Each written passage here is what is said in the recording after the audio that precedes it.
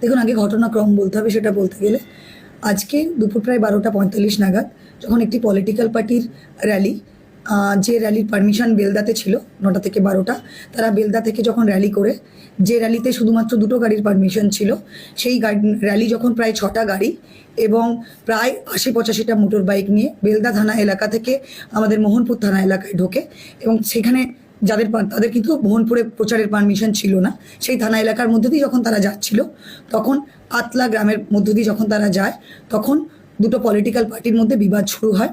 প্রভোকেশনের কারণে, দুতরফের স্লোগানের কারণে সেটা এসক্যালেট করে এবং তাদের প্রায় 25-30টা গাড়ি ভাঙচুর হয় এবং দুতরফেই দুটো গাড়িকে জ্বালিয়েও দেওয়া হয় এবং দুতরফেই ইনজুরি হয় এবং এদের তরফে এই পলিটিক্যাল পার্টির তরফে প্রায় 54 জন হসপিটালে যায়, যাদের মধ্যে 36 জনকে ফার্স্ট এডের পরে ছেড়ে দেওয়া হয়। 18 জনের ব্যান্ডেজ বা সিরিয়াস ইনজুরি হয়, তাদেরকে রেফার করা হয় এবং তারা রেফার করার পরে দে আর ইন গুড পজিশন নাও, তাদেরকে ভর্তি করা আছে ওখানে, তারা কনসাস এবং তারা কন্ডিশন ভালো।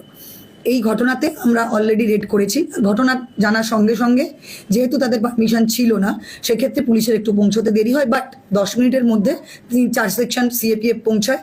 থানার ওসি খবর পেয়ে সে আরও বেশি করে ফোর্স নিয়ে যায়, সঙ্গে সঙ্গে এলাকাকে ফাঁকা করা হয় এবং কন্ট্রোলে আনার চেষ্টা করা হয় পরিস্থিতি। তারপরে এলাকায় রেড হয় এবং এখনও পর্যন্ত প্রায় 16 জনকে আমরা ডিটেন করেছি। তারপরে দেখা হচ্ছে তাদের মধ্যে কারা কারা ওই ঘটনায় ছিল। যা যা ভিডিও আমরা পেয়েছি, লোকালি যে খবর পেয়েছি, সেখান থেকে তাদেরকে ভেরিফাই করার চেষ্টা করা হয়েছে।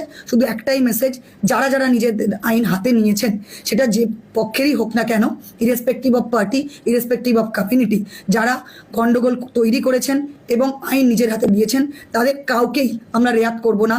সারা রাত রেড হবে এবং আগামী 2 দিন 48 ঘন্টা যতক্ষণ না ভোট শেষ হবে, এই এলাকা যাতে শান্তিপূর্ণ থাকে, বাইরের কেউ যেন এলাকায় ঢুকতে না পারে, কোথাও কেউ যেন প্রচার করতে না পারে এবং কোথাও কেউ যেন কোনো থ্রেট করতে না পারে, সবাই যেন পিসফুলি ভোট দেয়, সেই চেষ্টা আমরা করব। আর বাকি সবাইকে আমরা আবেদন করছি, সব তরফে কেউ গুজব ছড়াবেন না, গুজবে কান দেবেন না। তার কারণ কেউ যদি কোনো গুজব ছড়ান, আমরা এক্স্যাক্টলি ফ্যাক্ট বললাম, কেউ যদি কোনো গুজব ছড়ান ঘটনার ব্যাপারে, ঘটনার কনসিকুয়েন্সের ব্যাপারে, তাদের বিরুদ্ধেও আমরা কিন্তু আইনগত আমরা ব্যবস্থা নিতে বাধ্য থাকবো।